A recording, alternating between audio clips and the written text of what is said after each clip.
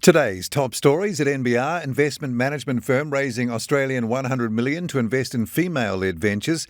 IKEA agrees to purchase land at Sylvia Park. Yellow's Australian majority owner gives the company a big thumbs up. And there's more coming right up.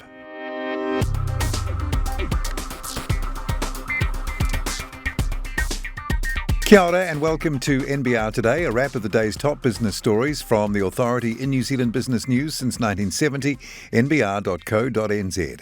It's Thursday, December 2nd. I'm Paul Brennan. Thanks again for joining us.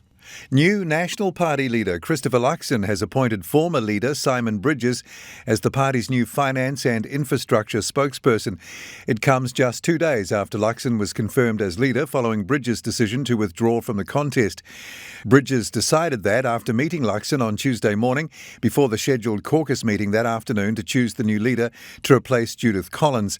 Luxon told reporters at his press conference that afternoon he had done no deals to win the support of MPs and that his discussions with them had revolved around strategic direction of the party, not what jobs they should get.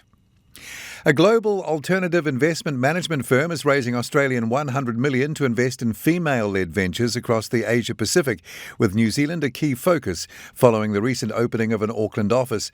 Artisan has launched the Australian $100 million Female Leaders VC Fund to target Series A and B funding rounds in female startups. The fund has already attracted Australian $45 million of cornerstone investment from two Australian industry super funds, Host Plus and Legal Super.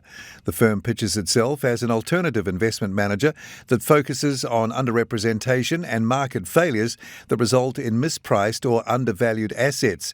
The fund's portfolio manager, Ali Clunis-Ross, pointed to research that found that 95% of global venture capitalists were male, while startups with male-only founders received more than 85% of global VC funding. IKEA has agreed to purchase for an undisclosed price 3.2 hectares of land at NZX-listed Kiwi property Sylvia Park, where it will launch its first New Zealand store. The conditional sale and purchase agreement for the land at Te Ahotirangi Rise to the east of the shopping centre was signed on November 30 and is IKEA's first concrete move in New Zealand. Kiwi property intends to build a 6,430 square metre complementary large format retail centre adjacent to the land sold to IKEA. Early last year, IKEA confirmed a brick and mortar presence in Auckland as well as an e-commerce offering, a planning studio in Wellington and a second smaller format store in Christchurch. NZ Bus could be on the move again, with UBS reportedly advising owner Next Capital on approaches from interested buyers. Infratil sold NZ Bus to Sydney-based Next Capital with the help of UBS New Zealand in December 2019, which would make a sale now quite a quick turnaround. However, it's been 2 wild years with COVID-19 striking and investment capital flowing into infrastructure funds that are in turn looking to acquire assets with stable government-assisted returns. NZ Bus operates a fleet of 780 buses from 11 depots underpinned by long-term contracts in Auckland, Wellington and the Bay of Plenty and employs 1,700 people. The Australian private equity firm that is an almost 80% shareholder in Yellow Holdings Limited has given the New Zealand company a big thumbs up for its first year under new management, saying it's one of our favourite assets.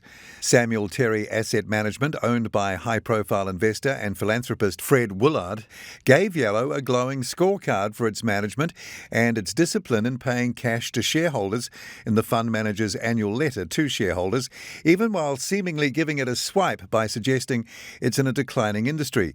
Joining the NBR's Dita Daboni was Yellow CEO Tracy Taylor. Definitely still print is hugely valuable, but also bringing our digital revenue up to sort of an even place, and that has been quite, I think, intriguing for them. And they're also, I think this is the first time they've really got involved in how a business runs and are enjoying it. Yellow CEO Tracy Taylor with Dita Daboni there.